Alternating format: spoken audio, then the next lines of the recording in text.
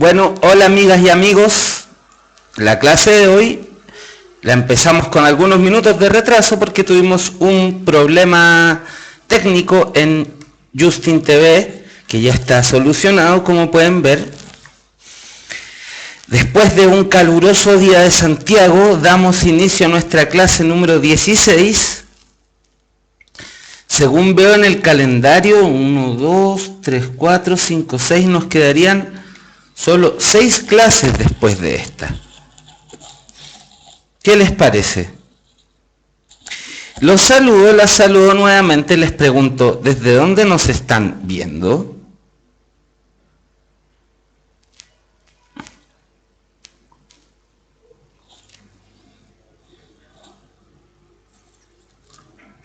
Chillán, Viña del Mar, Los Ángeles, otra persona más de Los Ángeles, desde Casablanca, Peñaflor, Muerto Montt, Concepción, Pitrufquén, Santiago, Rancagua, San Miguel, Alemania, Linares, Los Ángeles nuevamente, Chillán, Villa Alemana, Las Condes como siempre, Linares, Afganistán, Concepción, etc.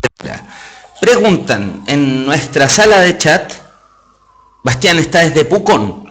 En nuestra sala de chat, Vania nos pregunta si van a quedar grabadas las clases hasta la PSU. Claro que sí. Al menos hasta la PSU van a quedar grabadas. El señor Nacho ya cambió de amigos, ya no se está juntando con la KGB, ahora está juntándose con Mr. Obama celebrando su victoria.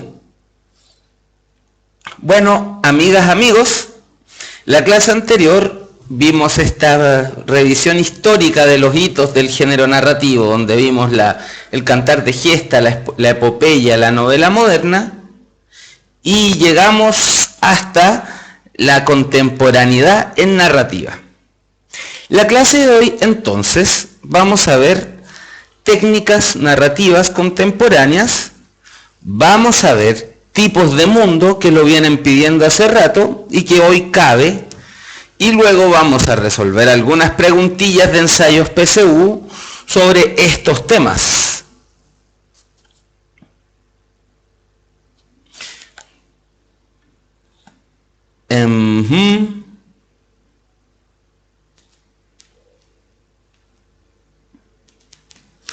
Plantean que hay lag en la transmisión.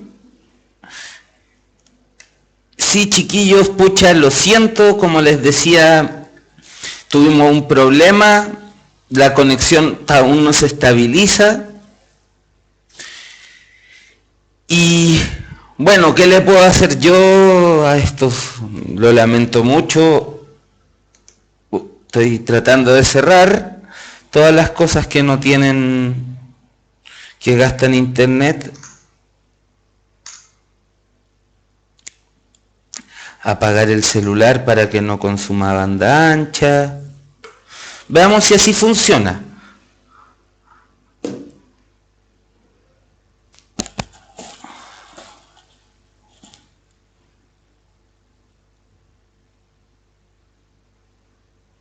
Si se escucha bien, eso es lo que importa, muchachas y muchachos. Si no, vamos a perder mucho tiempo de la clase discutiendo sobre lo mal o bien que se ve.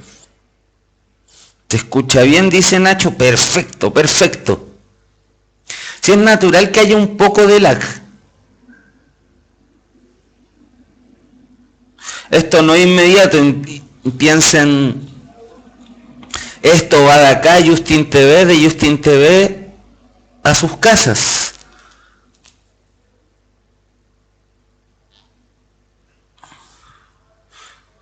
El lag es el retraso que existe entre la transmisión que estoy haciendo y la recepción de ustedes, y viceversa, entre lo que ustedes dicen en el chat y lo que se van a demorar en ver mi respuesta.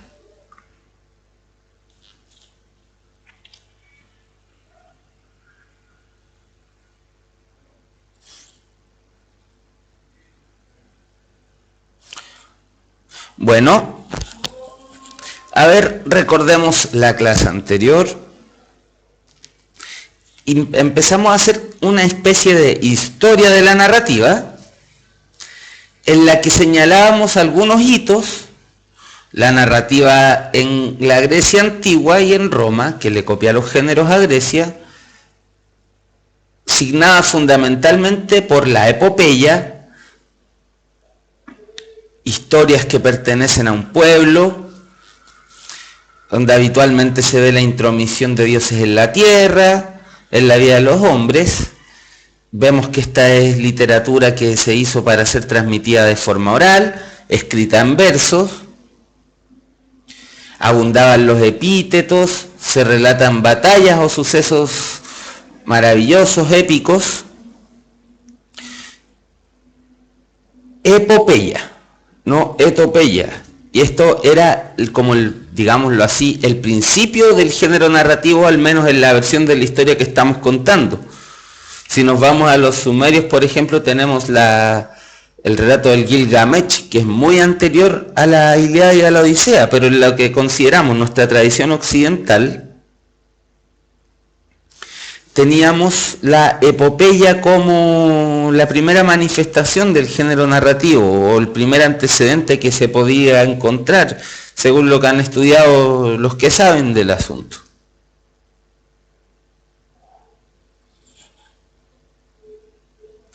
Ahora, luego de ese hito que vimos, pasamos al tiro al medioevo, saltando unos años de historia, para contarles que en el medioevo el género narrativo que actualmente se reconocería como predominante en esa época eran los cantares de gestas. Asimismo, eran orales, de transmisión preponderantemente oral, relataban las batallas de ejércitos cristianos contra ejércitos no cristianos la mayoría de las veces. Se intentaba perfilar la imagen del soldado perfecto. Este tipo de obras se transmitía por medio de los juglares que se movían a lo largo de las localidades contando las cosas.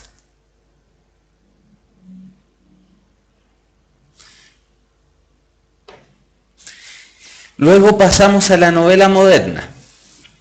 Ahí constatamos un hito importante, que era la irrupción de la imprenta. La imprenta lo que permite es que la lectura pueda masificarse. Evidentemente, estamos hablando aquí de la cultura europea, de lo que está ocurriendo en Europa, que por alguna razón se enseña la cultura europea como la cultura de todo el mundo. En este momento, la imprenta permite que la lectura pueda ser una actividad más masiva, que se pueda, producir textos en serie. Ya no es necesario que un copista, en la Edad Media los copistas eran monjes que se dedicaban a escribir a mano libros, o sea, leer y copiar libros a mano.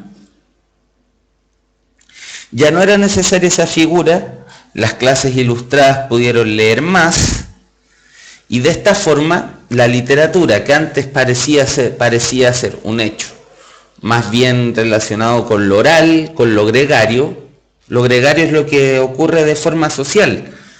Uno presenciaba un rapsoda recitando la Ilíada o la Odisea.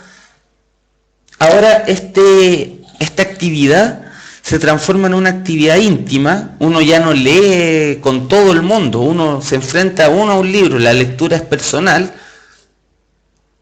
y se empieza a relacionar con lo escrito. De hecho, el término literatura viene más bien de esa época. Como ya les he dicho hasta el cansancio, esta palabra mediante la cual categorizamos un grupo de textos, que es lo que consideramos que es literatura, es una palabra que no tiene más de 300, 400 años en su uso actual.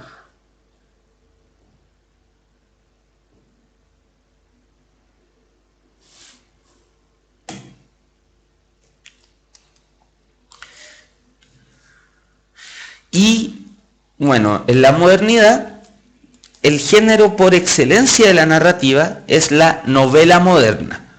no es que antes no hayan habido otros tipos de novelas, es que el tipo de novela que a nosotros nos es reconocible se forja en la modernidad y podemos considerar que su primera manifestación fue el Quijote a principios del siglo XVII.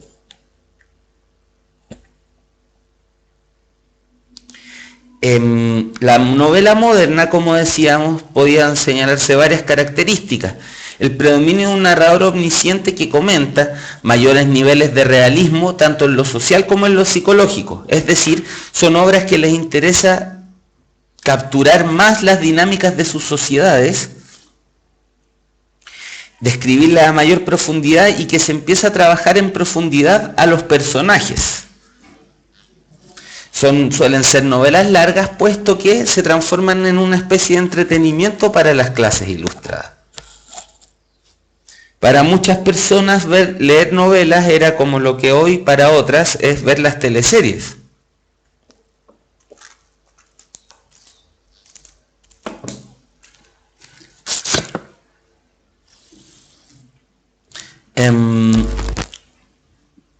¿Qué más se puede agregar sobre la novela moderna? El narrador, como les decía, tiende a opinar, ya para el siglo XIX, cuando se consolida el realismo literario, los narradores suelen ser sujetos que opinan a diestra y siniestra de lo que están narrando. Entonces, ahora, ¿qué nos toca? Nos toca pasar a la contemporaneidad. Contemporaneidad se supone que es la época que estamos viviendo. Pero cuando hablamos de literatura contemporánea, en realidad hablamos de un fenómeno que empieza a aparecer a comienzos del siglo XX. La literatura contemporánea, podemos decir, está marcada por una multitud de sucesos, pero solo para reducir los factores a unos pocos podríamos delimitar al menos 3.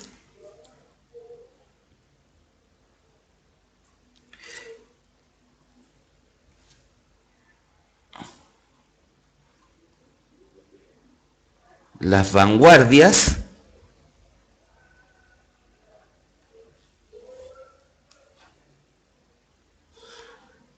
el psicoanálisis,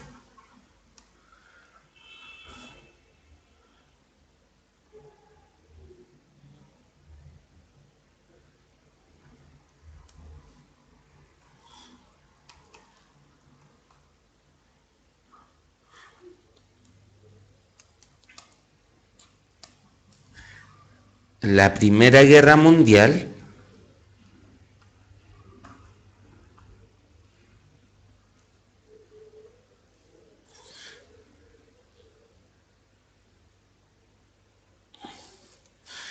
cuarto, podríamos decir la irrupción del cine y la fotografía. El orden estricto sería al revés, la fotografía y el cine. Pero ya lo escribí así.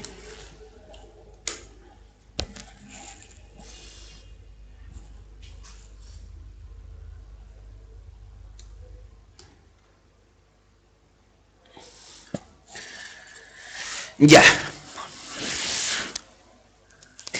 ¿Qué significan estos factores? En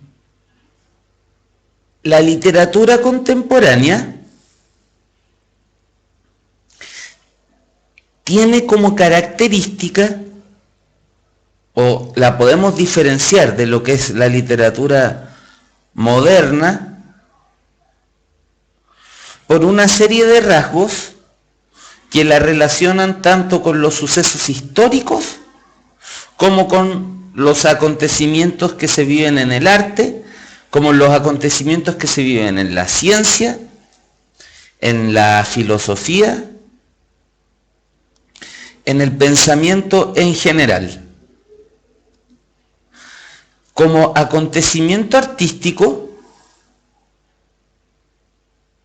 tenemos que las vanguardias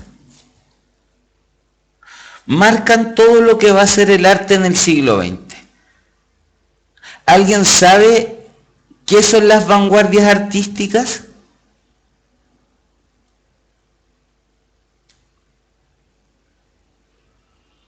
Amigos, amigas del chat, ¿alguien sabe qué son las vanguardias artísticas?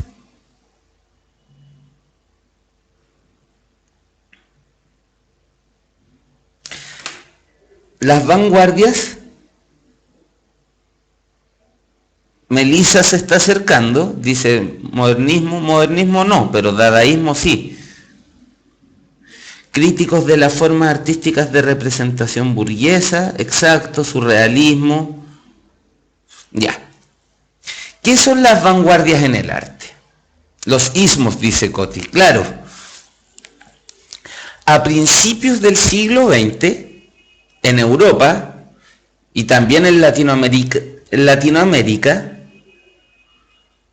en realidad en el globo entero, empezó a gestarse un espíritu artístico que se expresó en varios movimientos.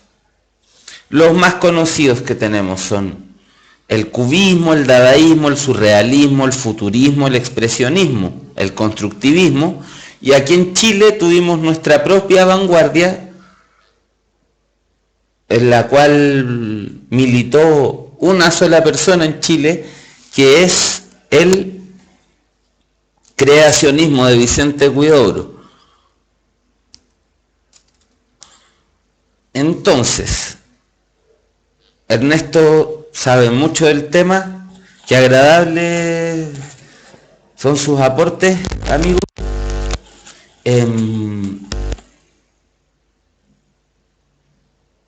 ¿Qué caracteriza a esta corriente mundial? No es que todos estos movimientos sean lo mismo o que los autores opinaran lo mismo.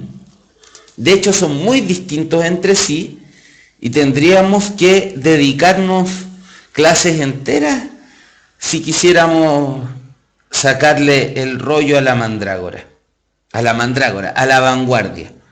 Tuve una confusión, la mandrágora es un grupo de vanguardia en Chile.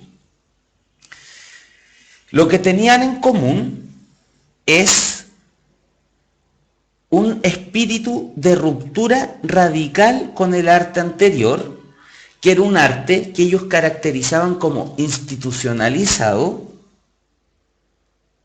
académico y burgués, relacionado entonces no con la transformación del arte y de la sociedad, sino con la conservación de patrones artísticos, políticos, sociales y económicos, culturales, antiguos.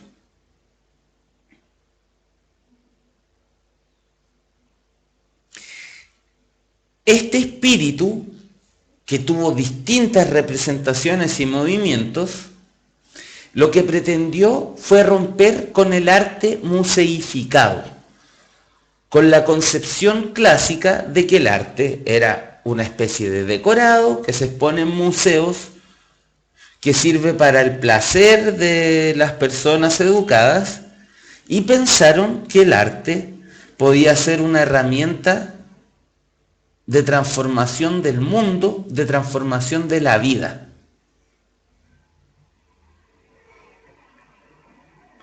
Los vanguardistas pensaron que había que romper con las formas anteriores del arte.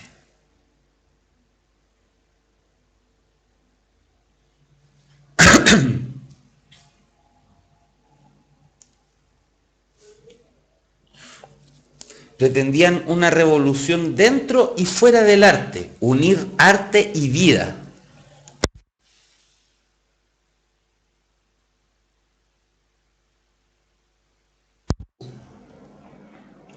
Entonces, ¿qué tienen que ver las vanguardias con todo esto?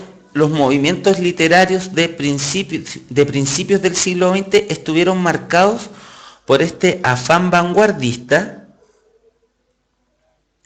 de buscar nuevas formas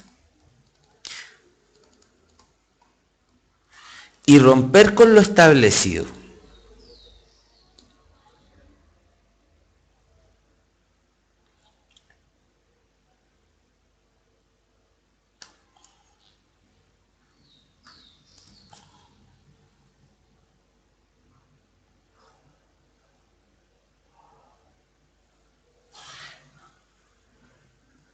Ahora, ¿cómo se expresa esto? Lo vamos a ver más adelante. Segundo lugar, tenemos el psicoanálisis. ¿Cómo explicar esto en pocas palabras? Hay una caricatura que se tiene con respecto al psicoanálisis, que es casi como que Sigmund Freud, su autor, era un degenerado que todo lo relacionaba con el sexo. Es y no es eso. El psicoanálisis es una corriente de pensamiento que nace desde la psiquiatría,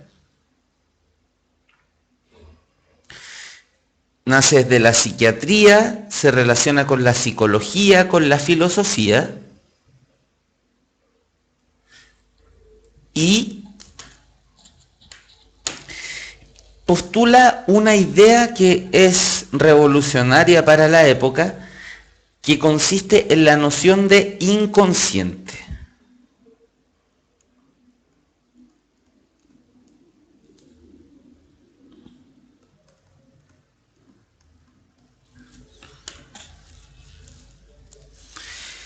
El psicoanálisis como tal es una visión de mundo, es un cuerpo teórico para la psicología, es una metodología terapéutica que pretende una cura.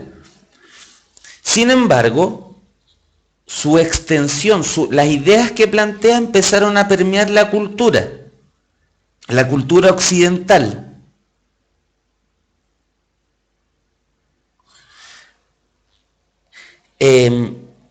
Sobre todo esta idea de inconsciente. ¿En qué consiste la idea del inconsciente?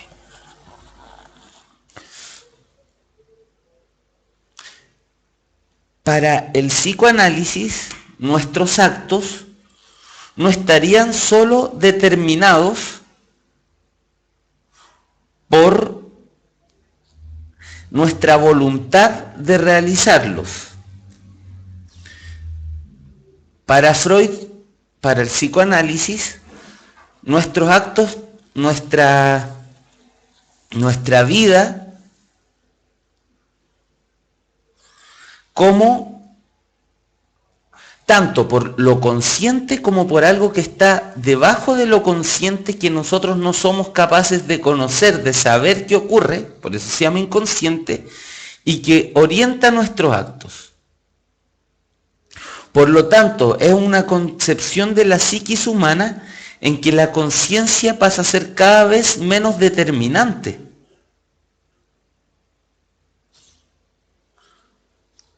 Imagínate decir, tú no eres dueño de tu vida. Lo que tú crees que haces y las razones por las que lo haces no son las razones por las que tú de verdad lo haces. Las fuerzas que te orientan no tienen nada que ver con lo que tú crees.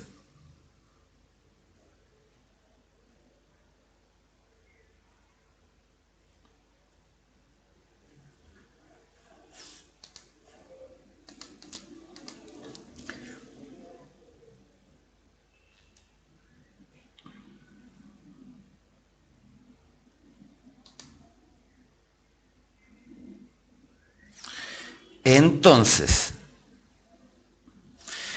el psicoanálisis viene a plantarle una cachetada a la concepción occidental, en la que siempre la razón, la conciencia, determina la orientación de nuestros actos. Pensamos que la civilización es un mundo perfectamente racional,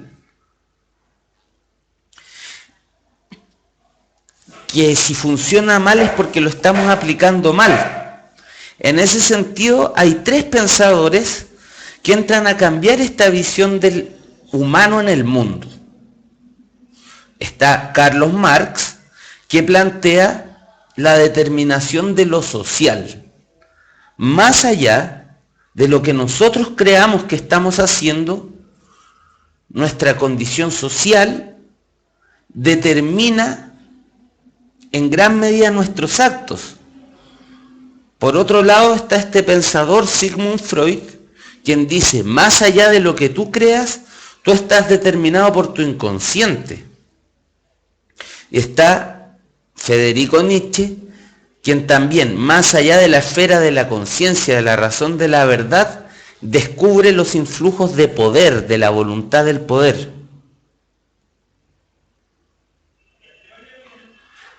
Vemos entonces que estos cambios en el pensamiento alteran las condiciones a partir de las cuales va a plantearse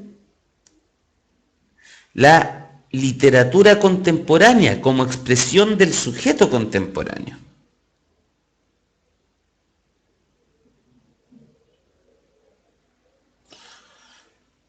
Luego tenemos que aparece a finales del siglo XIX un nuevo tipo de arte que era desconocido hasta entonces. No se había logrado hacer imágenes en movimiento y el cine lo hace.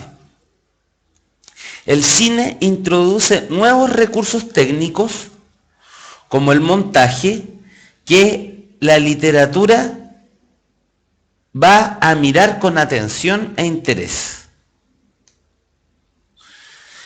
Entonces, teniendo en cuenta todo lo que vimos anteriormente, vamos a ver que la literatura contemporánea acoge estos aspectos como técnicas literarias. La primera de estas técnicas es llamada montaje.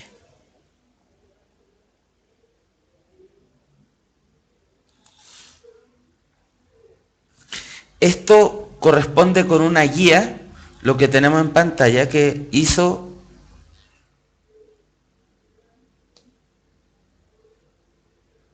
mi amiga Loreto Contreras sobre literatura contemporánea. Pueden encontrarla en www.puntagenacional.cl en la sección de materiales, guías, género narrativo.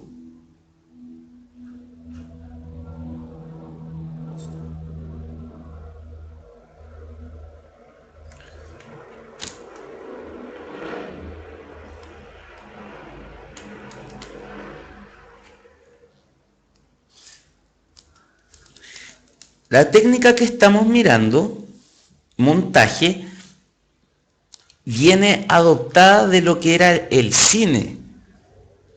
El cine nos permite juegos temporales y de agrupamiento de situaciones que tienen que ver con el recorte de las situaciones. Por ejemplo, muestro lo que decía Eisenstein, un cineasta y teórico ruso, un león, me acuerdo, estoy parafraseando, seguramente no era así, pero si por ejemplo muestro a un león rugiendo, muestro luego otra imagen, un plato vacío, y luego muestro a un niño muy delgado, ¿qué idea debería salir a la mente con ese montaje?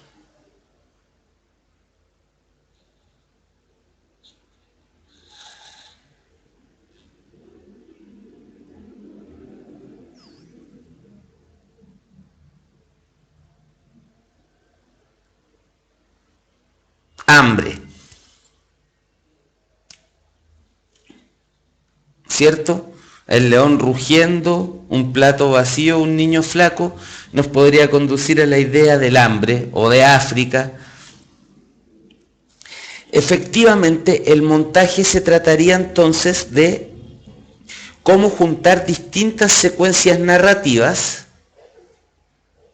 intercalándola, dando indicios de simultaneidad.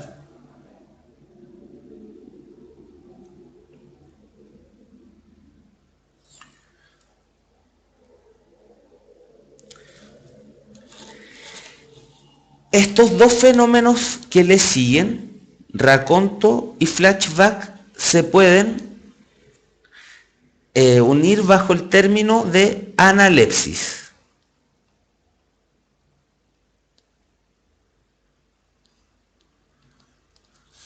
La analepsis es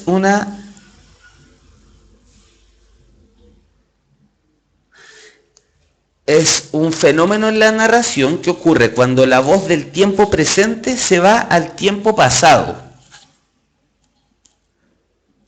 de manera más o menos abrupta. El tiempo de la narración se orienta al momentos anteriores, 1000 años, 6 meses, 3 horas, pero anterior a lo que se está narrando.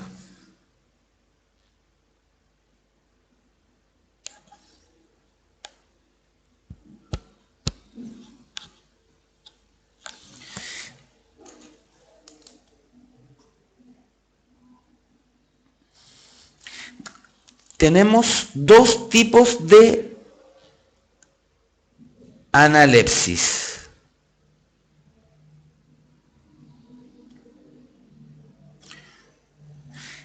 El raconto y el flashback. Analepsis es cuando yo estoy narrando en presente y la narración se va a la narración del pasado. Estoy contando la historia de Goku peleando contra Vegeta y oriento mi narración a cuando Bardock, el padre de Goku, tuvo un enfrentamiento con Freezer antes de que Freezer destruyera el planeta Vegeta.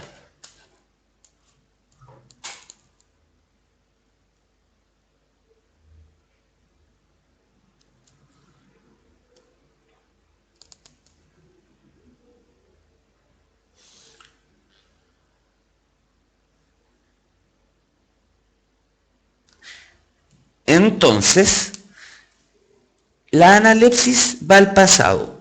Hay dos tipos de analepsis, raconto y flashback.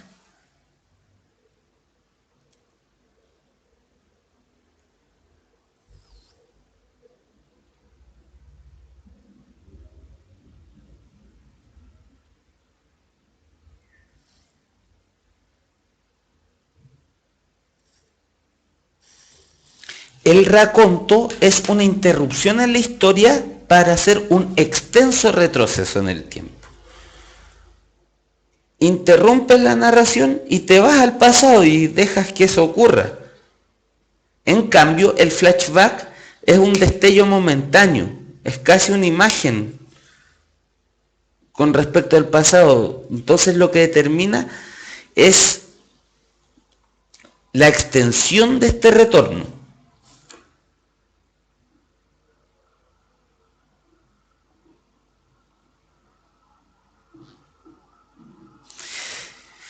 Lo extenso se refiere a la extensión de la novela.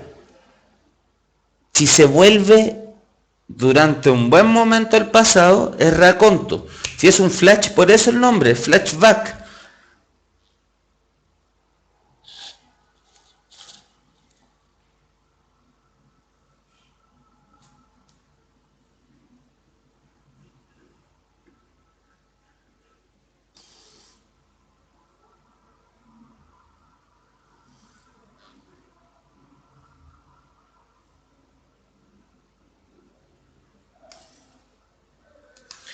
Quedo en blanco porque me pongo a leer el chat, hay mucho texto. Ya. Ahora estoy leyendo.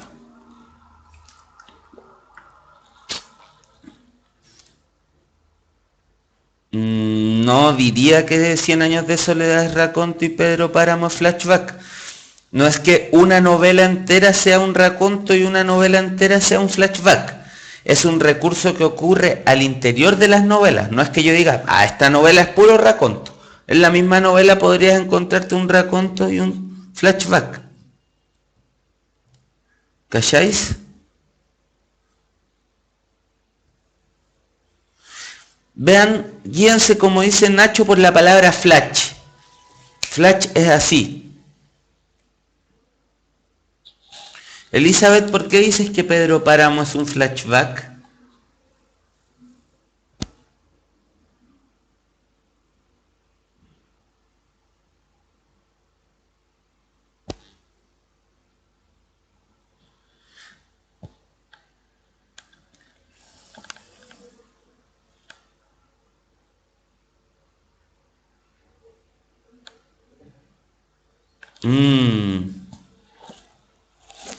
La próxima clase te respondo eso. Voy a volver al texto y voy a ver si tienes razón o no, para darte mi opinión. ¿Cuál es la duda de Vania?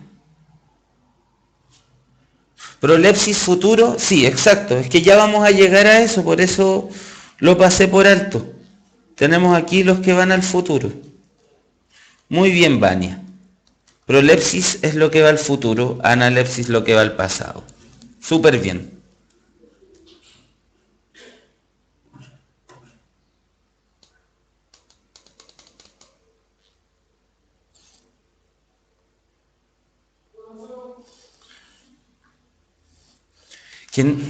Pedro Páramo lo leí por última vez hace como 3 años y no recuerdo en este momento con exactitud como para decir si Pedro Páramo es completamente un flashback.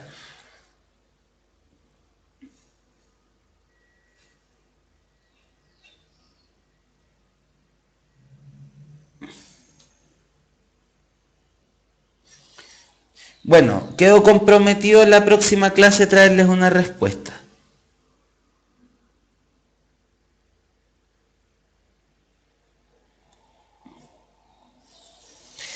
En cuanto a la prolepsis, tenemos dos fenómenos análogos a los que vimos anteriormente.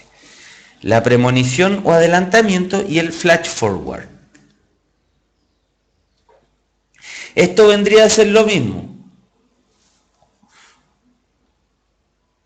El adelantamiento o premonición es una visión extensa hacia el futuro. El flash forward, en cambio, es una visión breve. Vendría a ser lo mismo que el raconto y el flashback, pero en relación al futuro. Analepsis y prolepsis.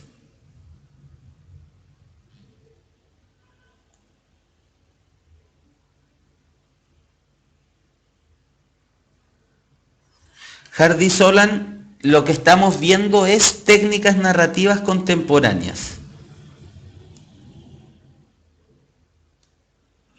Ya, estas técnicas que hemos visto están influidas por el cine, fundamentalmente.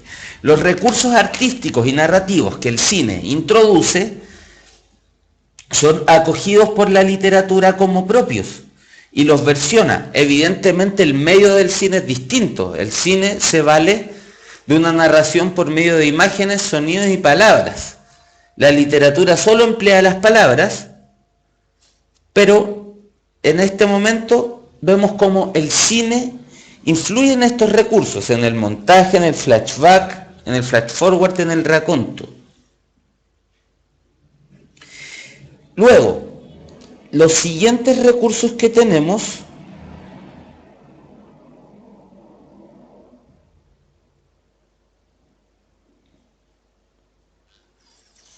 son más relacionados con el psicoanálisis.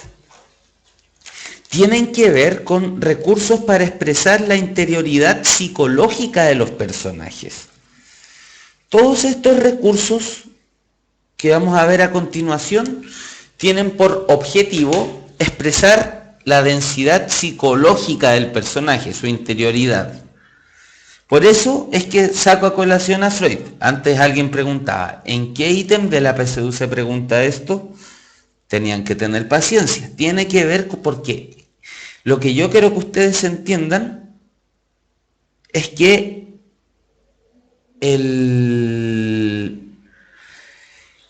estas concepciones de pensamiento tuvieron una expresión en las técnicas. No es que las técnicas literarias cambian porque sí o porque es más chori, es porque hay la necesidad de expresar cosas. En relación al anterior tenemos la necesidad de expresar otra relación con el tiempo. Un tiempo que empieza a ser vivido de manera distinta. En las ciudades el tiempo se vive de forma más frenética. Tenemos la teoría de la relatividad de Einstein, que cambia el concepto que tenemos de tiempo. Tenemos la irrupción del cine y cómo eso cambia el imaginario de las personas con respecto a cómo se narra una historia, introduciéndose un código audiovisual. Ahora, lo que tenemos son recursos que están orientados a plasmar la interioridad psicológica del personaje, porque estamos en un periodo que podríamos decir fuertemente existencialista, aunque el existencialismo es una corriente que se desarrollará más posteriormente. Un periodo en el que se está tendiendo a las profundidades de las psiquis humanas, asumiendo lo que no se había querido asumir, el inconsciente, el deseo, aspectos que la cultura anterior todavía no asumía completamente. Y es parte de las obsesiones de esta literatura. Entonces tenemos como primer recurso el monólogo interior. El monólogo interior es una, como dice aquí, verbalización de los contenidos mentales de los personajes. ¿Qué quiere decir esto? El monólogo interior intenta dar cuenta de lo que el personaje está pensando.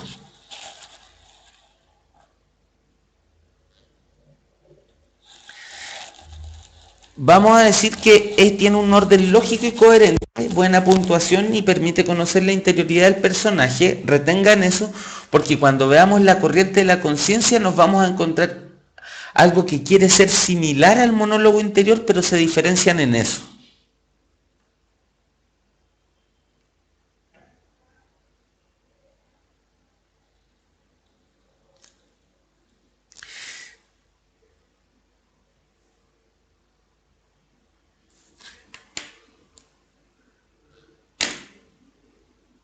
Ya chicos, ya los veo muy distraídos, nos vamos a tomar un break de 5 minutos y a la vuelta los quiero a todos concentrados.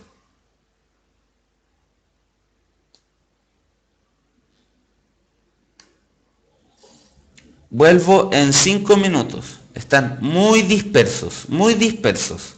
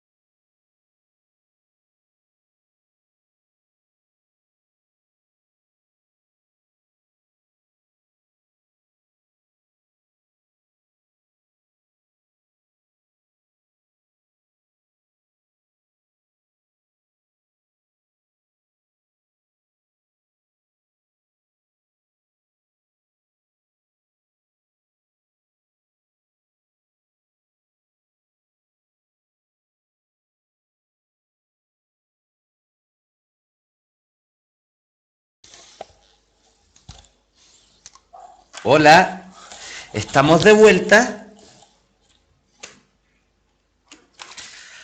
Ahora ya, sí, muy bien que se autorregulen entre ustedes. Sabemos que hace calor, sabemos que es fin de año, sabemos que estamos cansados, pero no perdamos tiempo en algo que ustedes y yo debemos saber, que es que hay que concentrarse en esto.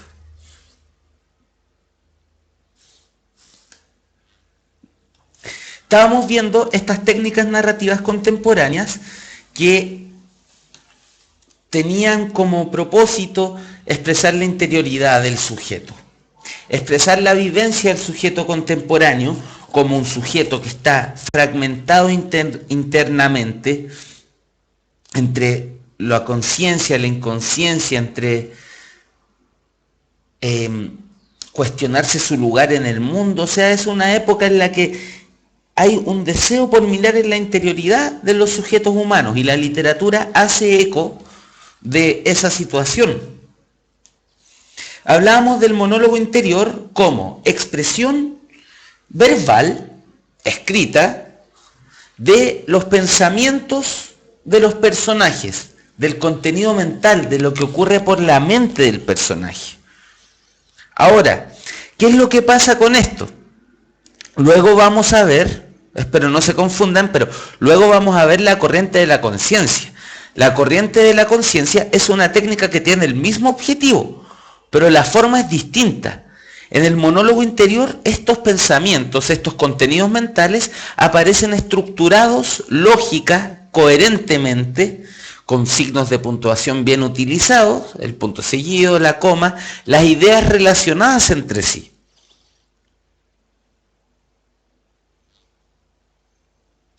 Ahora, el soliloquio. ¿Qué es lo que diferencia al soliloquio del monólogo interior?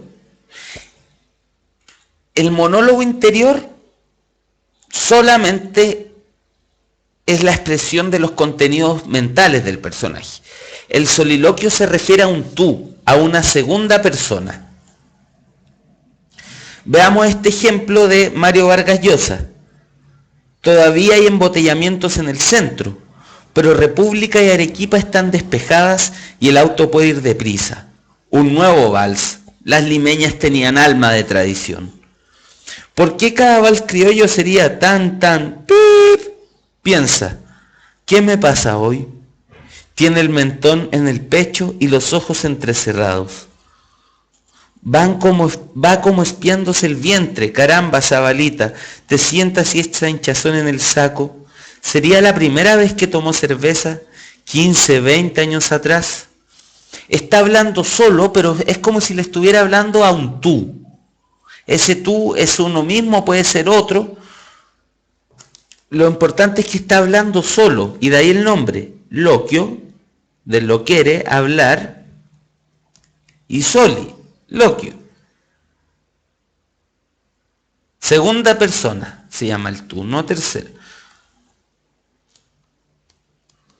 Segunda persona singular.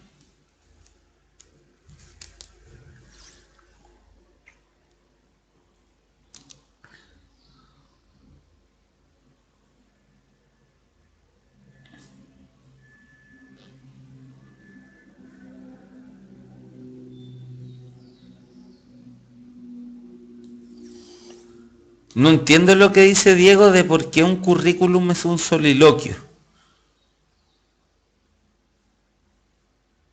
Si me lo explicas te puedo aclarar esa duda.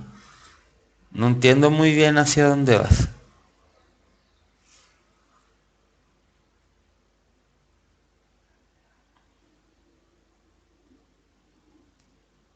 No, pues que no es hablar de uno mismo, es hablar solo. Ya entiendo tu confusión, Diego. Diego, ¿tú crees que el soliloquio es hablar de uno mismo en tercera persona? No, no es eso. Mira, el soliloquio es hablar solo como si estuviera hablando con otro. Hablar solo, estoy hablando solo, no hay otra persona enfrente mío, pero yo le hablo a un tú. Imagínate, si sacaran la webcam, yo estaría ahora teniendo un soliloquio. Si alguien me viera hablando y no supiese que la cámara web le transmite cosas a personas en el mundo, pensaría que yo estoy loco y estoy teniendo un soliloquio. No es lo mismo que el monólogo. En el monólogo no hay referencia a otra persona. El monólogo interior es la expresión del pensamiento de alguien.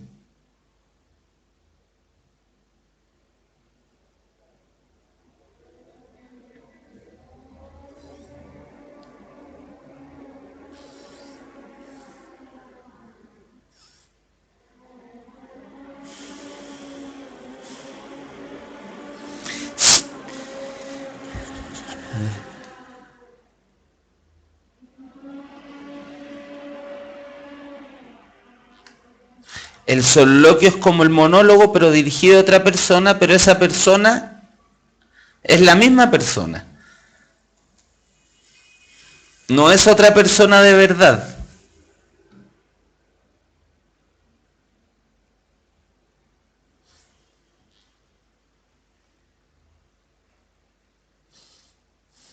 Como un cuestionamiento interno, efectivamente, por ejemplo, en ese tipo de situaciones se usa.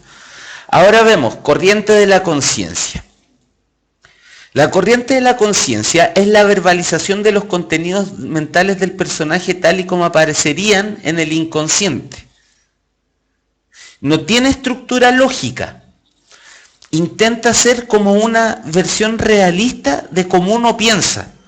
Cuando uno piensa, uno no pone comas, no piensa ordenadamente. Es la expresión de los pensamientos antes de que se puedan verbalizar. Yo tengo una idea, para que ustedes la entiendan, yo la tengo que decir de forma clara, ordenada, darles coherencia. Si no, ustedes no van a entender. Pero en la conciencia de uno, estos contenidos aparecen todos juntos, pegados. Entonces yo pienso,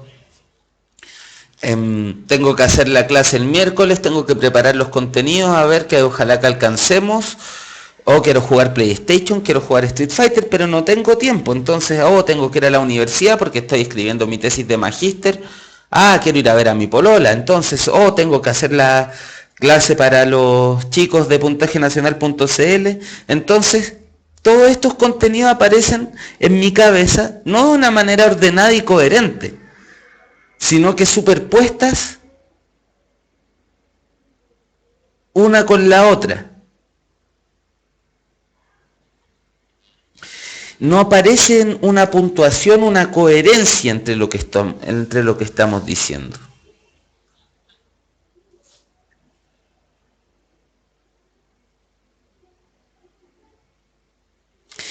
Nico, qué buena lo que dijiste. La corriente de la conciencia es como lo que se piensa antes de dormir, cuando se empiezan a aparecer pensamientos en la cabeza y se mezclan y no tienen un orden coherente. Efectivamente, como dice Dania, es plasmar la conciencia, tal cual como uno lo piensa, o eso pretende, ese era el proyecto. Tratar de asimilar la conciencia humana antes de que la pudiésemos emitir verbalmente. Porque cuando emitimos verbalmente, cuando transmitimos nuestros pensamientos, los ordenamos, los hacemos comprensibles, comunicables.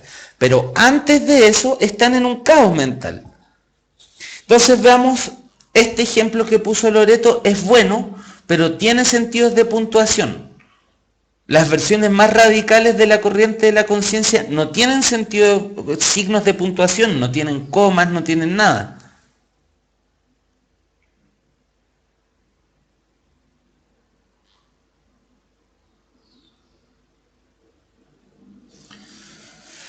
No hay confines en realidad porque es redonda.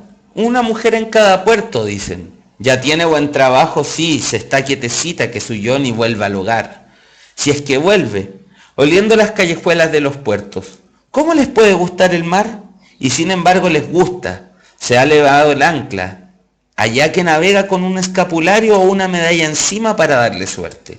Bueno, Los tefilim, no sé cómo se llama eso que tenía el padre del pobre papá en la puerta para tocarlo. Eso nos sacó de la tierra de Egipto, trayéndonos a la casa de esclavitud. Hay algo en todas esas supersticiones porque cuando uno sale nunca se sabe qué peligros.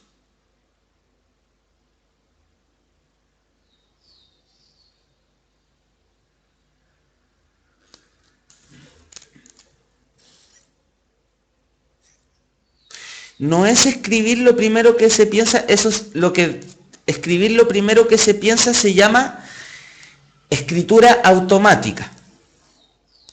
La escritura automática es una técnica de escritura. Esto no es que el autor haya escrito lo primero que piensa.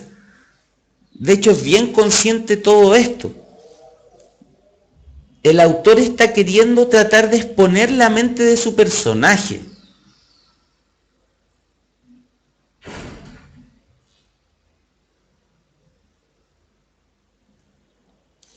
Entonces acá vemos, no hay confines en realidad porque es redonda. Luego pasa otro tema. Una mujer en cada puerto, dicen. Y ahí pensó en eso y luego pensó en una mujer en específico. Ya tiene buen trabajo. No sabemos quién es, pero sabemos que está pensando en ella. Si se está quietecita hasta que su Johnny vuelva al hogar. Es la esposa de Johnny. Si es que vuelve. Si es que Johnny vuelve. Cambió de tema. Oliendo las callejuelas de los puertos. Y se pregunta, ¿cómo les puede gustar el mar? A algunas personas que les gusta el mar. Y sin embargo les gusta. Se ha elevado el ancla, tal vez está mirando un ancla levantándose, ¿cierto? Allá que navega con un escapulario y una medalla encima, darle suerte. Bueno, y los tefilim, no sé cómo se llama eso, y acá empieza un recuerdo, que tenía el padre del pobre papá en la puerta para tocarlo. Y empieza la referencia bíblica de los judíos. Eso nos sacó de la tierra de Egipto trayéndonos a la casa de la esclavitud.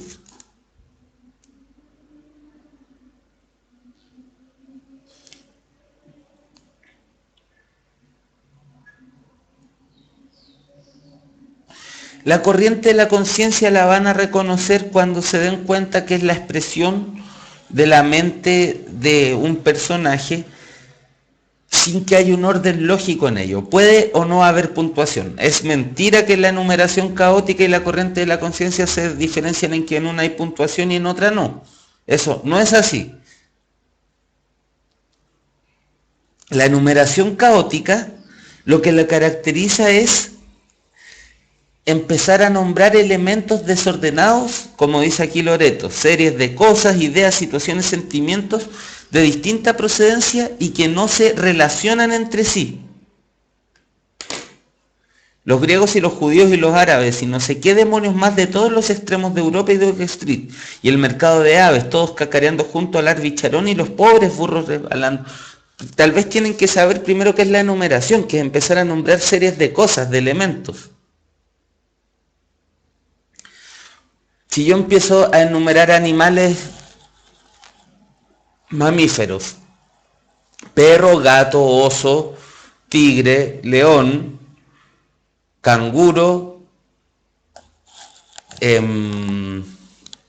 puma, ser humano, mono. Esa es una enumeración que no es caótica, tiene un sentido. Todo lo que yo he nombrado son especies de mamíferos. Pero si yo empiezo a nombrar puerta, cielo, niño, amor, galleta, estúpido. Los elementos que estoy enumerando no tienen relación entre sí.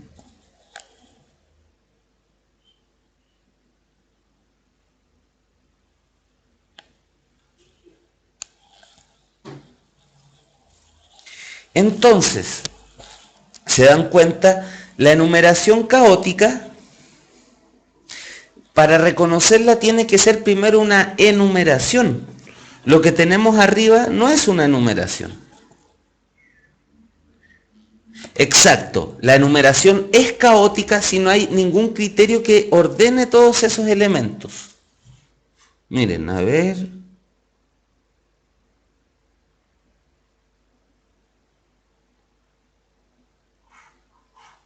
Acá tenemos una pregunta. ¿Cuál de las siguientes opciones representa un ejemplo de la técnica narrativa contemporánea llamada enumeración caótica?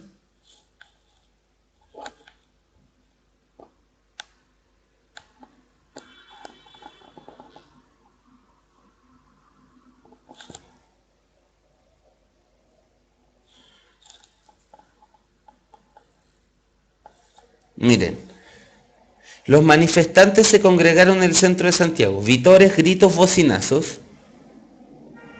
hasta que llegó la fuerza pública y algunos de ellos fueron detenidos, otros heridos. Vitores, gritos, bocinazos es algo que pasa en las marchas.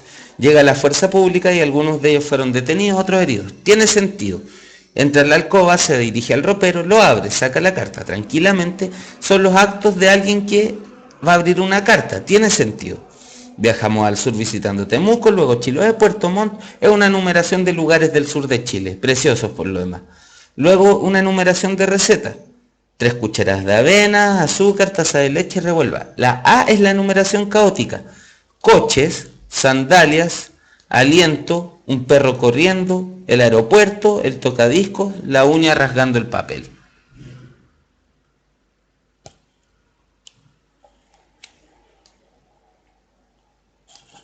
¿Se dan cuenta? A ver, ¿cuál otra podemos ver acá? Miren esta. También podríamos contestarla ahora. La analepsis, lo vimos recién, ¿cierto? La analepsis es una forma de romper la temporalidad lineal en un relato y consiste en la representación de una acción anterior al momento presente de la historia narrativa. Este mismo recurso narrativo se utiliza en el cine como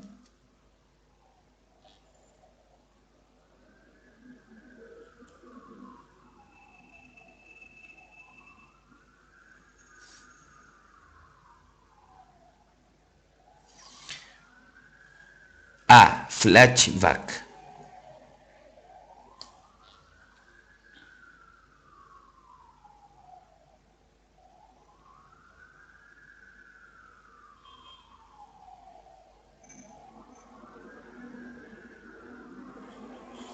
¿Dónde están los que dicen que está temblando? A mí me dan miedo los terremotos.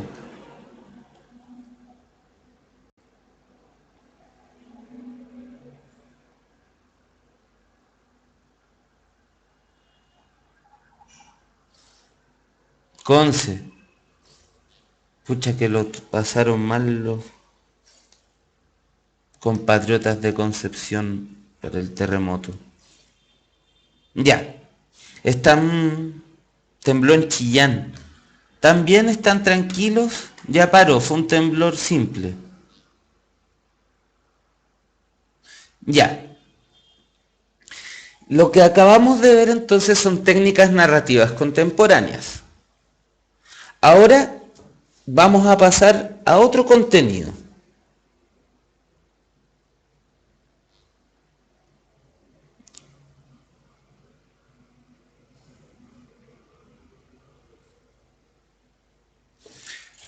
Tenemos 20 minutos. Vamos a ver mundos narrativos, ¿ok?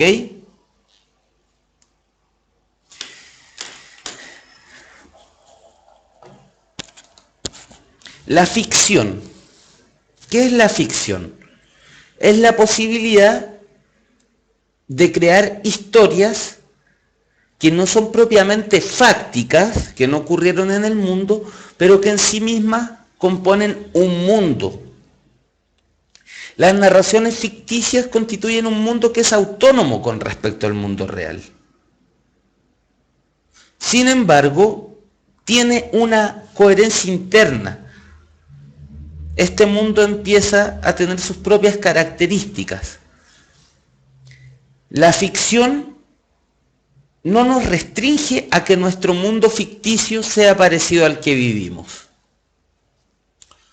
Nos permite construir mundos de diversos tipos, de acuerdo a nuestros propósitos literarios, nuestros propósitos estéticos. o a la historia que queramos contar. Ese es el principio de este contenido. Los tipos de mundos van a ser un esquema que tenemos para caracterizar los mundos que se construyen en las ficciones literarias. Tenemos aquí, a ver.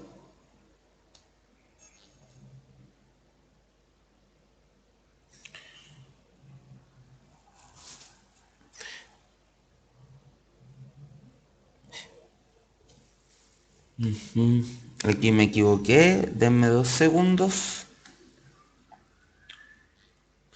Me mandé un condoro y omití el mundo cotidiano. Imagínense. Bueno. Esta lo saqué de la guía que está en la página y se me olvidó colocar el 1. Se va a ver horrible.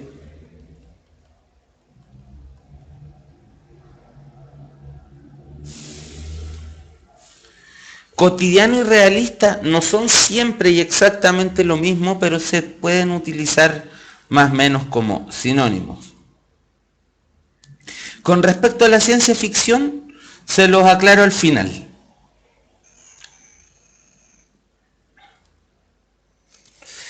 El mundo cotidiano realista es el que se parece, pretende ser,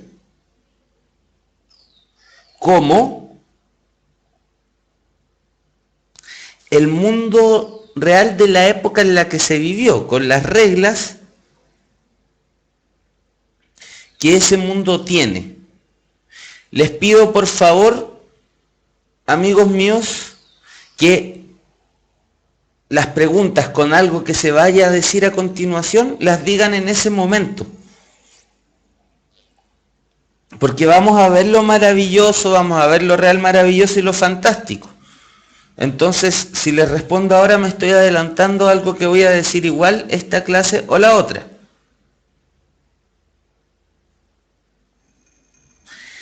En el mundo realista o cotidiano, se fundamenta bajo cómo una época histórica percibe la realidad. Lo que quiere decir, si en mi comunidad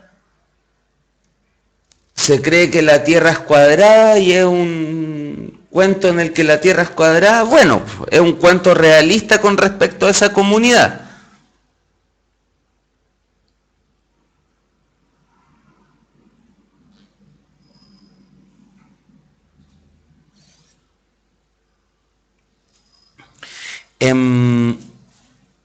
Amigos, no se insulten en el chat, porfa.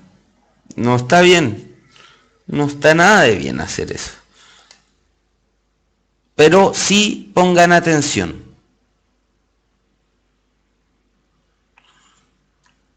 Entonces, el mundo realista se adapta a los códigos de lo que una época entiende por realidad. Ya para la época en la que estamos, ir al espacio es algo que existe en la realidad.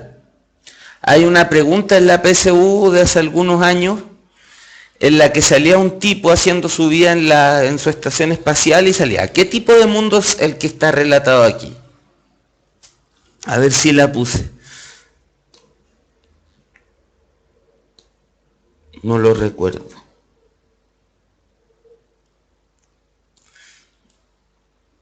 No puse ese ejemplo. Pero bueno, aparece un tipo en el espacio haciendo su vida en una estación espacial y dice, ¿qué tipo de mundo es? Uno podría pensar que es ciencia ficción porque está hablando de las naves y el espacio, pero resulta que en este mismo momento hay estaciones espaciales orbitando alrededor de la Tierra. Por lo tanto, un fragmento de texto que nos habla de cómo un tipo vive en la estación espacial es un fragmento perfectamente realista.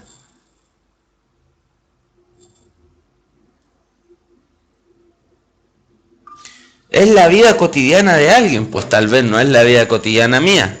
La vida cotidiana mía es venir a las oficinas de puntaje nacional, trabajar con la PSU, crear material y mostrar las clases, pero lo que lo que estamos haciendo ahora, una clase que es por streaming, hace 40 personas, hace 40 personas, estaba leyendo personas en la pantalla, hace 40 años sería una ciencia ficción, po. Si las transmisiones la podían hacer solo los canales grandes con equipos muy costosos. Y ahora nosotros, con un computador, una webcam y las ganas, hacemos estas clases por streaming.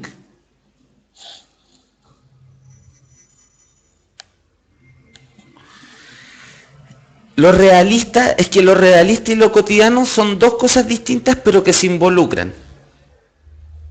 Lo cotidiano es lo que tiene que ver con la vida de todos los días, de alguien, de algún grupo, y que se encuadra dentro del realismo. El realismo tiene que ver con que la representación de la realidad que se hace en la ficción coincide con cómo una época percibe su propia realidad. Pero, ¿qué es lo real? Va cambiando por las épocas, pues. Ahora con los avances de la física cuántica se puede admitir que una partícula esté en dos lugares a la vez. Hace 200 años eso hubiese considerado una idea de fantasía.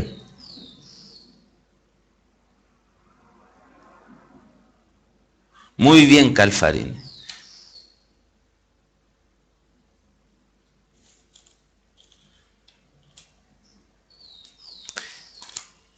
¿Hay robots en la realidad como en el hombre bicentenario? ¿Robots que puedan adquirir conciencia humana, tener emociones y deseos?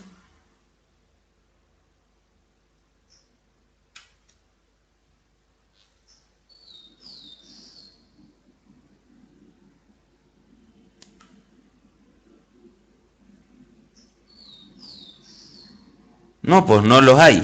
Entonces el hombre bicentenario es ciencia ficción, porque la ciencia ficción, para decirlo ya de una vez por todas, proyecta la tecnología de hoy hacia el futuro y cómo podría ser. Entonces nos plantea dilemas de lo que nos va a ocurrir, como que nos da una imagen de nuestro futuro, también en parte para que nos cuestionemos nuestro presente.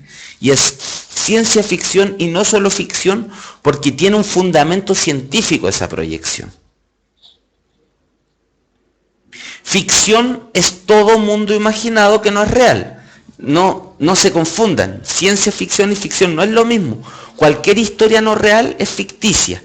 Ciencia ficción es una historia en la que se proyecta un futuro con respecto al presente en el que se escribe. Se proyecta este futuro de acuerdo a lo que uno podría pensar que va a llegar a ser la ciencia. Por ejemplo, ya se está trabajando con hologramas. Yo podría escribir una novela donde la gente en vez de ver tele ve hologramas. Se está alterando el código genético, ya se está conociendo. Yo podría escribir una novela donde los padres seleccionan qué elementos de su código genético van a utilizar para crear a su hijo. Y eso es verosímil de pensarse. No está hecho, pero el desarrollo actual de la ciencia nos insta a pensar a que podría ser posible. No es como que yo haga una novela donde salimos todos volando y estamos volando en el cielo y no tengo ningún fundamento para agarrarme para decir que eso va a ocurrir.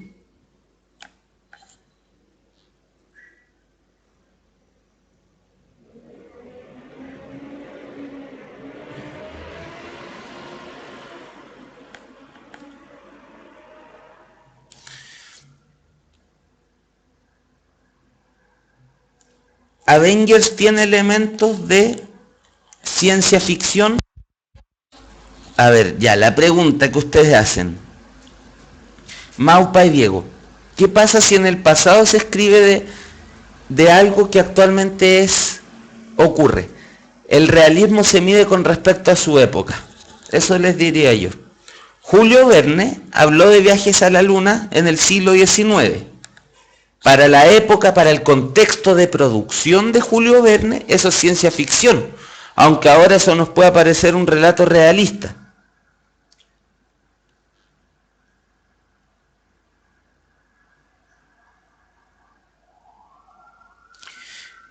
Ahí, claro, es un asunto difuso, porque uno puede decir para el lector es realista, para el autor era ciencia ficción.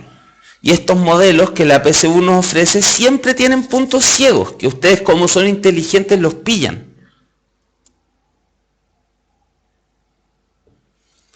Porque estos son modelos, pues, y claro, yo entiendo que ustedes quieran que todo quepa en el modelo como si se tratara de una lógica matemática, pero aquí en realidad estos son modelos de clasificación entre tantos otros.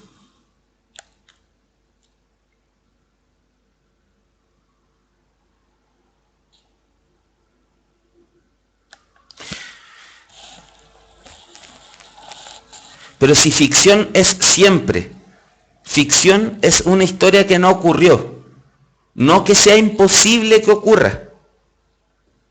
Yo les digo, hoy día en la mañana fui a la bomba de benzina, me compré una bebida y me subí a mi auto. Eso es posible que ocurra, vivimos en un mundo donde la gente hace eso, pero es ficción porque yo no tengo auto, no fui a la bencinera y no me compré una bebida en la bencinera. Sigue, lo ficcional no es que sea imposible que ocurra. Lo ficcional significa simplemente que no ocurrió. Por eso yo les digo que no confundan el concepto de ciencia ficción con ficción. Ficción son todas las historias imaginarias, aunque podrían ser reales. Les digo, hoy día en la mañana fui a leer poemas al Hospital Salvador. Ese es un relato basado en hechos reales, porque de verdad lo hice. True story. En cambio, si yo les digo, hoy día en la mañana salí y se me tiró mi perro encima, es un relato ficticio porque yo no tengo perro, tengo gato.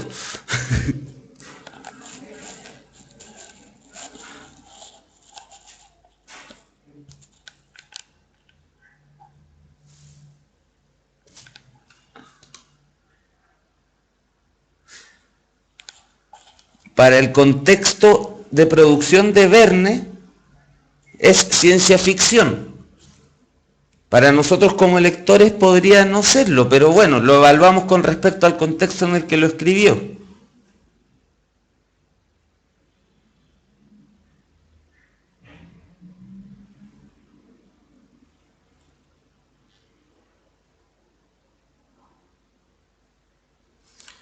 Lo cotidiano, ya, a ver, pongámonos de acuerdo. Como lectores podemos alterar estas categorías, porque como lectores podemos participar de la obra. Pero aquí nos interesa un criterio fijo. Ya, el criterio fijo va a ser el contexto de producción del autor. Lo que importa para que sea cotidiano es que sea cotidiano para la época en que se produjo. Lo que importa para lo que sea ciencia ficción es que sea ciencia ficción para la época en la que se produjo el texto.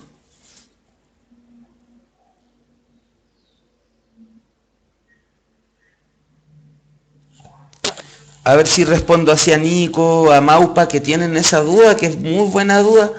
Evaluámoslo con respecto al contexto de producción.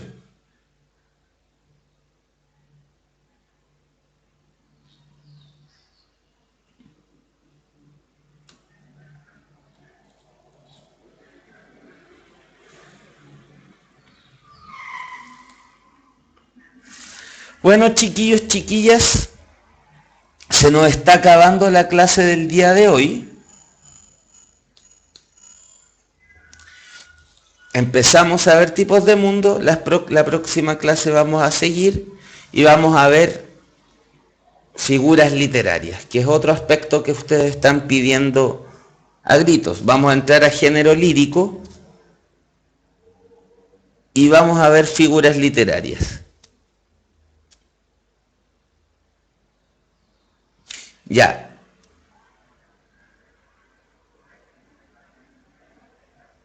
¿Quieren que me quede?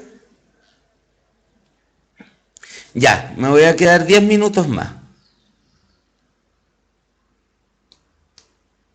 10 minutos, porque ustedes me lo pidieron.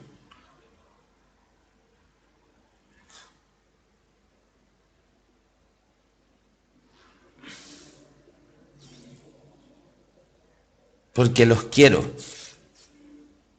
Por medio del internet.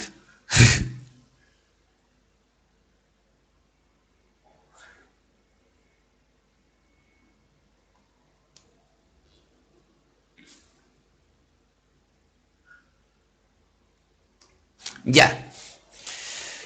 El segundo tipo de mundo que vamos a ver es el mundo mítico legendario. ¿Qué es un mito, queridos amigos? El mito es un relato anónimo que pertenece a una cultura en el cual se pretende dar un sentido a un aspecto de la realidad. El mito es la manera en la que las culturas se explicaban el mundo en el que vivían. Y explicarse el mundo en el que vivían implicaba pensar en quién lo creó, en por qué las cosas son como son, y no solo el mundo natural, el mundo humano. ¿Por qué las instituciones sociales son como son? ¿Por qué las familias como es? ¿Por qué los hombres tienen tal rol y las mujeres tienen otro rol en esas sociedades? ¿Por qué hay que trabajar? ¿Por qué nos enamoramos? ¿Por qué a veces estamos tristes? El mito era la manera que había de explicarse esa vivencia del mundo, que es lo que ahora en gran parte en nuestro mundo lo hace la ciencia. Uno podría decir de algún modo la ciencia vendría a cumplir el rol del mito en la sociedad antigua. Tenemos por un lado mitos, por otro lado la leyenda. El mito explica estas grandes cosas, suelen intervenir dioses, semidioses o entidades sobrenaturales, pero lo importante es que pretende darle sentido a algún aspecto del mundo. La leyenda es más circunscrita. La leyenda no es un relato que pretende grandes explicaciones. Es un relato que es propio de un pueblo, es característico de un pueblo, por lo tanto forma parte de su folclore, de la cultura propia de un pueblo.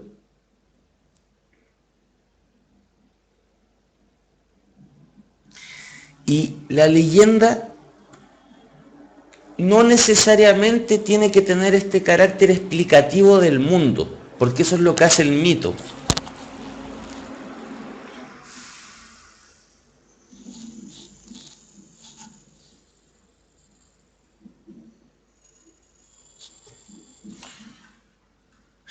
Entonces el mundo mítico legendario es lo que refiere a esos elementos. Por ejemplo, la creación del mundo. El Génesis bíblico, más allá de que legítimamente pueden creer o no creer en eso, no es problema de mi clase, de sus creencias religiosas, claro está, yo los voy a respetar a todos y todas. El Génesis es un mundo mítico donde se muestra la creación del mundo. El mito de Taintainbilú y Caicaibilú es la creación del mundo según los mapuches, ¿cierto? La pelea entre dos serpientes gigantes, una de la tierra y otra del mar.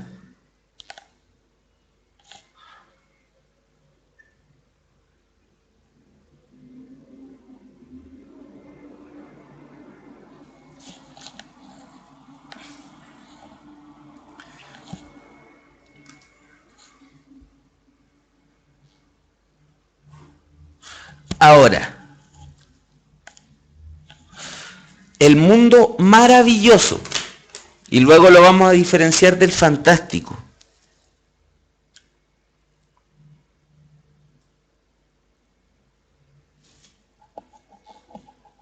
El mundo maravilloso, a ver, ¿la Ilíada es un mundo mítico? Sí, la Ilíada es un mundo mítico.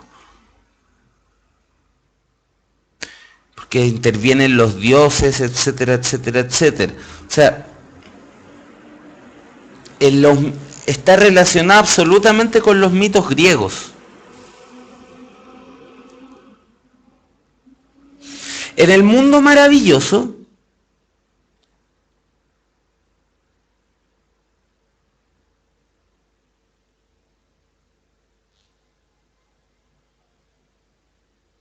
a ver ya, sancionemos la diferencia entre mítico y legendario. Podrían aparecer juntos o separados. Da lo mismo, lo importante es que ustedes tengan claro las características del mito y las características de la leyenda. Si les aparece un fragmento que tiene características de mítico, será mítico. Si les aparece uno que tiene características legendarias, legendaria. Y si aparece como alternativa a los dos, ustedes saben que es una de esas, y no aparece ninguna otra alternativa cercana, bueno, escogen mítico legendario.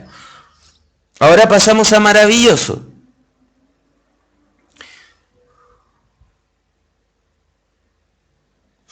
El mundo maravilloso son hechos increíbles que tiene otra lógica de la realidad, no es la lógica realista, e intervienen personajes fantásticos, dragones, magos, enanos, elfos, hobbits.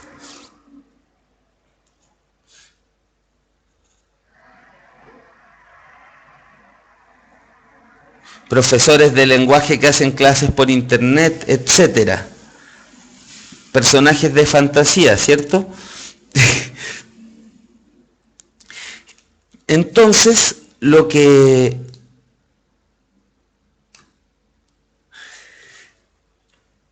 caracteriza el mundo maravilloso son estos personajes y situaciones ficticias, un mundo que tiene otras reglas,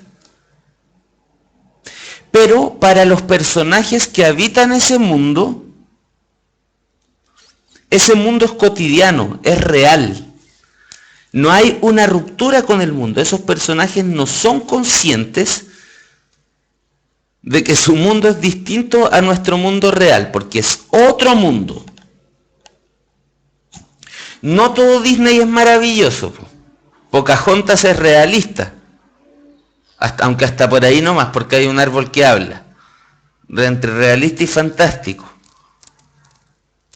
Mulan es realista. Aladín es fantástico. Shrek es maravilloso.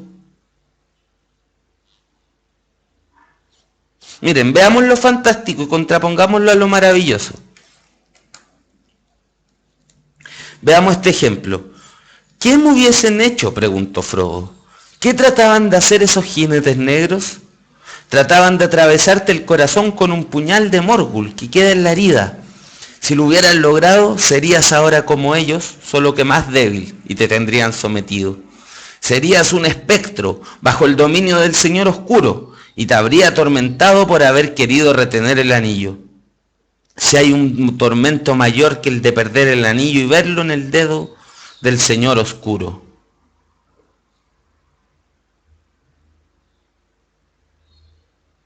¿Verdad que Mulan hablaba con un dragón?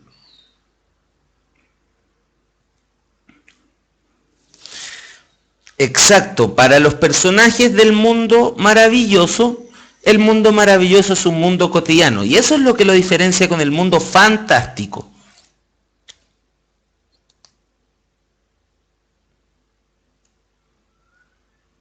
Antes de seguir preguntándome, diferenciémoslo con el mundo fantástico. El mundo fantástico no es un mundo que siempre fue fantástico. O sea, el mundo maravilloso es un mundo en el que tú salías de tu casa y veías un dragón volando y pucha, esas son las cosas que pasan todos los días, pues. Y cuando, no sé, pues yo le tengo mal a alguien, voy y le hago un hechizo, pues. Le tiro el hechizo y ahí nomás quedó, pues. Pero no, pues. Eso es en el mundo maravilloso, en que las cosas son así. El mundo fantástico se supone que es un mundo realista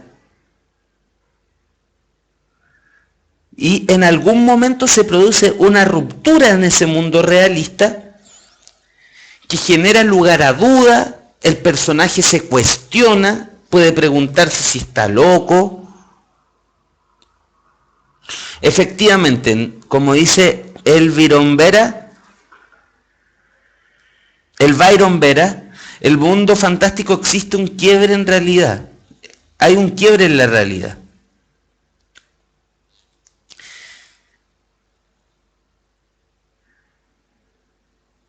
Crónicas de Narnia, Harry Potter, por ejemplo, nos empiezan introduciendo un mundo real que se torna a lo maravilloso. Y en ese sentido podemos relacionarlo con el género fantástico. aunque el mundo de Narnia internamente es maravilloso. Pero para, no sé, pues para el león de Narnia, ese mundo, el mundo del león de Narnia, para el león es cotidiano. Para uno es maravilloso, pero si lo ponemos en el contexto de que los niños parten del mundo real y llegan, tenemos que decir, es fantástico. Las películas de fantasmas son mundos fantásticos.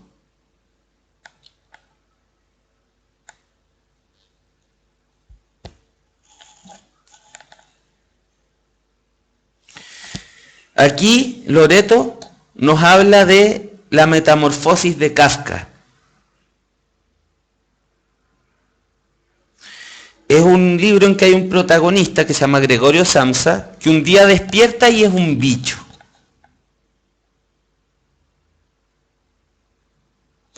Ahora, vamos a ver una pregunta antes de terminar.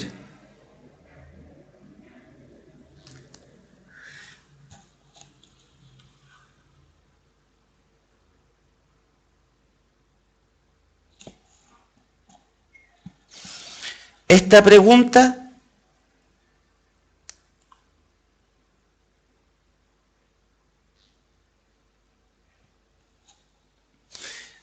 los cerdos revelaron entonces que en los últimos meses habían aprendido a leer y a escribir mediante un libro elemental que perteneció a los hijos de la señora Jones y que después fue botado a la basura. Napoleón ordenó traer unos tarros de pintura blanca y negra y los trasladó hasta el portón que daba al camino principal.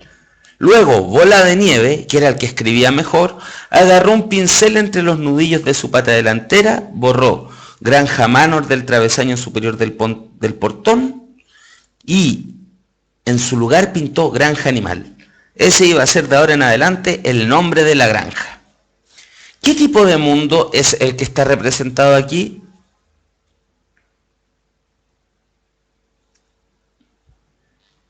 Fantástico, ¿cierto? En un momento es una granja que tiene una familia de la señora Jones, que tiene libros, y de repente ocurre que los cerdos empiezan a leer. Y eso establece el quiebre.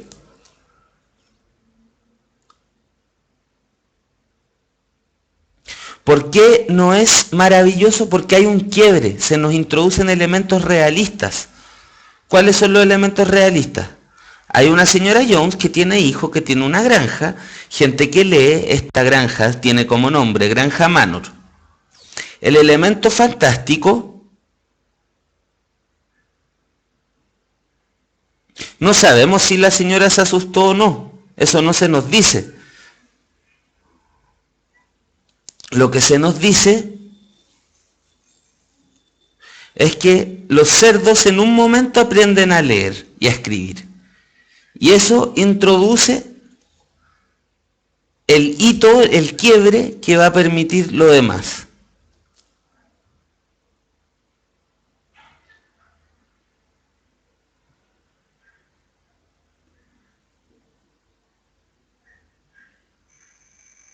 No es explícito, pero está. Y por eso la pregunta es difícil. No esperen que la pregunta les vaya a salir justo el momento, porque estos pueden ser novelas largas y les van a salir fragmentos cortos. No esperen que diga, entonces la señora Jones miró aterrorizada. Cerdo, pero si los cerdos no pueden leer y hablar, ¿cómo tú estás hablando? Para que ahí sea el quiebre. Aquí hay indicios de que ocurrió eso. Eso les da elementos suficientes para decir que eso ocurrió. Están los elementos en el texto. Ustedes tienen que leerlos nomás.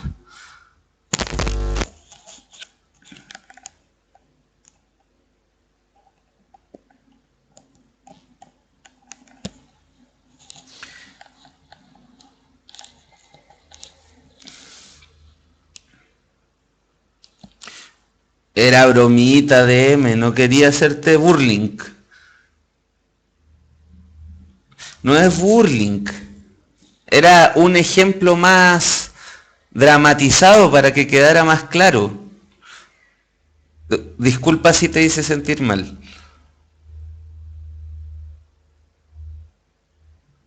Ya.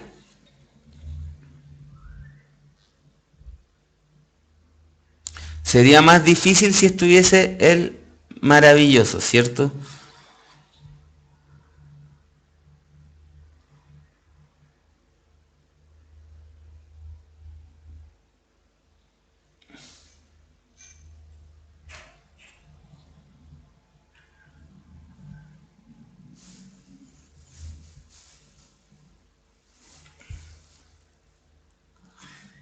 Ya. Se cumplieron 15 minutos y pronto va a haber alguien esperándome y si llego tarde se va a enojar conmigo, así que no puedo extender más esta clase. Vamos a cerrar esta clase, vamos a continuar este tema la próxima clase.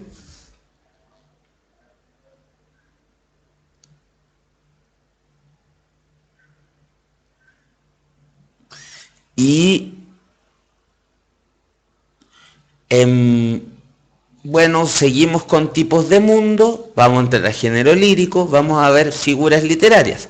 Hoy vimos técnicas narrativas contemporáneas, las contextualizamos, las caracterizamos y empezamos a